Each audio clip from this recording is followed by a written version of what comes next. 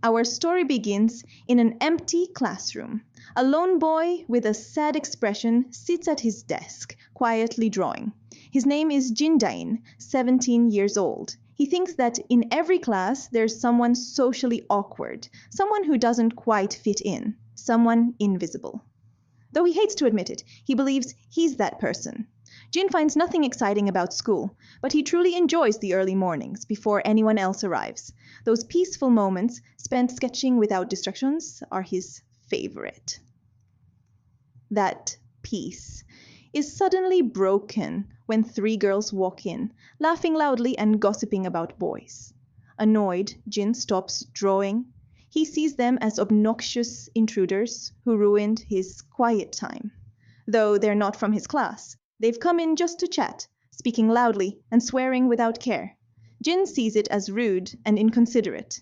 He slams his hand on the desk, thinking it's all her fault. Her, the number one bully of the school, Ilgina. Ilgina is confident, blonde, beautiful, with long hair and a curvy figure. She dresses boldly and used to arrive late every day. Now she comes early just to gossip, and Jin resents it. As he glares at her, Ilgina suddenly looks toward the door, sensing someone entering. Jin follows her gaze. A boy walks into the room and scolds the girls, saying their loud voices could be heard from the principal's office. The girls clearly find him annoying for interrupting. He approaches Ilgina and teases her about showing up early lately. She ignores him, focusing on her phone, visibly uncomfortable. One of her friends excuses herself and heads to the bathroom. Jin notices Ilgina's unease and realizes the boy is just another guy trying to flirt with her, something she deals with often. Ilgina is popular, not just for her looks, but also for her talent. She sings and dances well, and her figure draws attention from everyone at school. He thinks that even with her terrible attitude, guys still like her, but it doesn't change anything. She knows exactly how to avoid them. The new guy grabs Gina lightly by the arm, still flirting and asking her to follow him on Instagram. With a cold, uninterested look, she refuses and says she doesn't have an account. The guy points out she's clearly using Instagram on her phone. Without even looking up, she replies that she's about to delete it. He keeps trying to make conversation, but Gina continues ignoring him. Jin wonders how the guy doesn't realize she's not the slightest bit interested. Finally, when her silent hints are ignored, Gina looks him straight in the eyes and bluntly tells him to leave her alone. Embarrassed, the guy apologizes and walks out of the room. Jin watches everything with a faint smirk. Gina's friend says something random and laughs, but Gina just stares at the floor with her arms crossed, clearly serious. The friend teases her, saying if she hates guys so much, they should stop inviting them to hang out. Gina replies flatly that guys are boring, just dancing monkeys who desperately chase her. Her friend lights up and leans in, asking if maybe there's someone special Gina actually likes, promising to keep it secret. From afar, Jin wonders what they're whispering about, then reminds himself he doesn't care, though deep down he wants to hear. Gina's friend keeps pressing her for a name, laughing and getting closer. Jin grows frustrated, unable to make out the words. Then suddenly, Gina glances over, without turning fully, and locks eyes with him. Jin freezes, shocked and confused. He wonders why she looked at him just then. Did she notice he'd been watching all along? Before he can make sense of it, Gina's other friend returns from the bathroom and asks what they were talking about. The moment dies with the interruption. Gina looks visibly uncomfortable, maybe even embarrassed. Jin calms himself, thinking there's no way Gina truly noticed him. Maybe just for a second, but nothing serious. He chuckles internally and relaxes, laying his head on the desk to nap. Gina's friend keeps asking if there's someone she likes. This time, Jin finally hears the question he had been so curious about, but decides to ignore it and keep sleeping. It's early morning in the same classroom. Jin sits at his desk, deeply irritated once again. The cause? Ilgina and her friends, the bullies. He watches from afar as Gina does her makeup and scrolls through her phone. She's arrived early again, as usual lately, chatting non-stop with her friend. Jin hates seeing her every morning. He imagines her mocking him, saying he's just a lonely otaku who stares from a distance and can't do anything about it. But Jin has a secret plan for revenge. Smiling, he pulls out a notebook from his bag. Inside, he's drawn images of Gina. In his art, he makes her his girl, posing her however he wants, whenever he wants, without her even knowing. That way, he can control everything, and no matter how she'd feel about it, she can't stop him. He wonders what he'll turn Gina into today in his drawings, what compromising poses he'll place her in, and that thought fills him with twisted sense of victory. Across the classroom, Gina shifted uncomfortably in her seat, while her friend noticed her unease. Though unable to pinpoint exactly why, Gina confessed she felt strangely disgusted by something. Their conversation soon turned to the luxury brand shirt Gina wore beneath her sweater, which her friend admired with excitement. With little enthusiasm, Gina explained it was sponsored content from an Instagram promotion. Jin, eavesdropping nearby, silently judged how Gina received free high-end clothing simply for her online presence. He realized this explained why her outfits changed dramatically each day, a realization that sparked inspiration for his next sketch. As Gina removed her sweater, she casually mentioned how her new shirt doubled as a sports bra. The revealing garment left little to the imagination, which Gina seemed completely comfortable with as she stood to show it off. When Gina's friend grew flustered and told her to cover up, Jin silently fumed at the comment. In his mind, the friend was simply jealous that Gina looked better, another example of why he considered the female gender shameful. Gina couldn't help but laugh at her friend's comment. "Just put your sweater back on before everyone gets here," her friend insisted. Gina finally gave in, but not before deciding to tie her hair up first.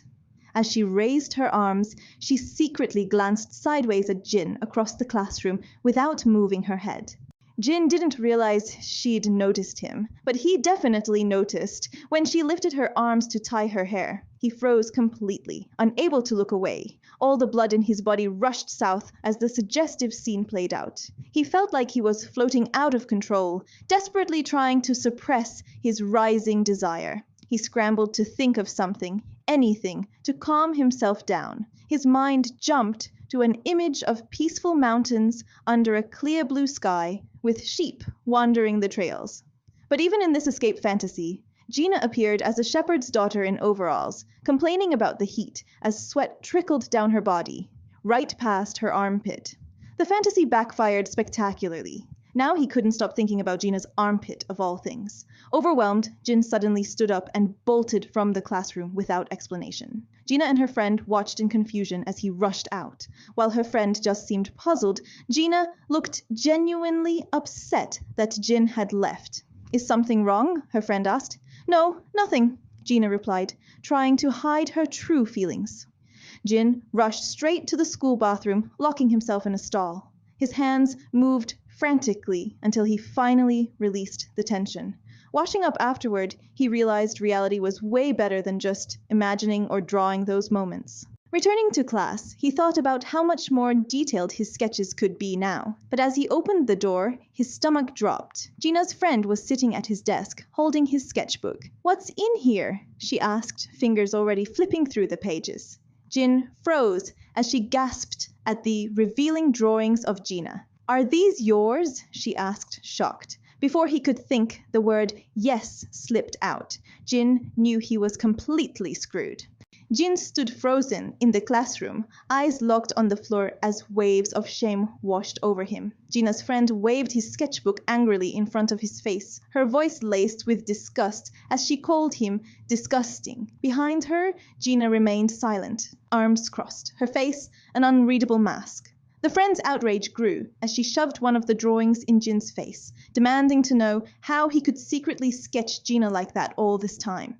Jin's mind raced. How had they discovered his sketches? He realized with sinking dread that in his frantic rush to the bathroom earlier, he must have left his notebook exposed on his desk. Though outwardly silent, Jin's thoughts churned desperately for a way out of this nightmare that would undoubtedly ruin his reputation school-wide. The friend continued her tirade, labeling him a creepy stalker and weird otaku before shouting for Gina to come see what Jin had been drawing, without her knowledge. As Gina approached with her perfectly proportioned figure and effortless confidence, Jin knew any hope of defending himself was slipping away. She stopped directly before him, posture firm, arms still crossed as she fixed him with an intense gaze and demanded an explanation about the drawings. Jin's mouth moved, but only fragmented words emerged, his nervous system overloading as memories of every past social humiliation flashed through his mind. Jin's mind flashed back to recess, headphones on, lost in a mobile game, until a tap on his shoulder shattered the illusion. His headphones had never been plugged in. The entire school heard the anime voices blaring from his phone. Humiliating? Yes. Socially fatal? No. Then came the dodgeball memory. Last pick, standing alone as teams formed. He walked off the court rather than face the pain. Did anyone care? Barely. Another embarrassment survived, but this, Gina holding his explicit sketches, her friend screaming for the whole class to hear, this was different. His stomach dropped. This was the end. Gina flipped through the drawings, an unreadable smile playing on her lips. Jin's social standing, already rock bottom, was about to plunge into the abyss. By tomorrow, the whole school would know him as the creepy artist who sketched girls without consent. The bullying would be relentless. Gina would own him, a puppet to humiliate at will. His future, a living hell. The classroom air hung thick with tension as the three remained frozen in place. Jin stood motionless. Before Gina could react, Jin turned and rushed for the door, already planning his transfer paperwork to escape the inevitable fallout. The angry shouts of Gina's friend echoed behind him, but another sound cut through the noise, the crisp tear of paper. Jin turned to see Gina casually examining one of his sketches, her expression unreadable. To everyone's shock, she complimented the artwork, then calmly explained she'd commissioned these drawings herself. The revelation left both Jin and the friend speechless. Was this a rescue or some deeper game?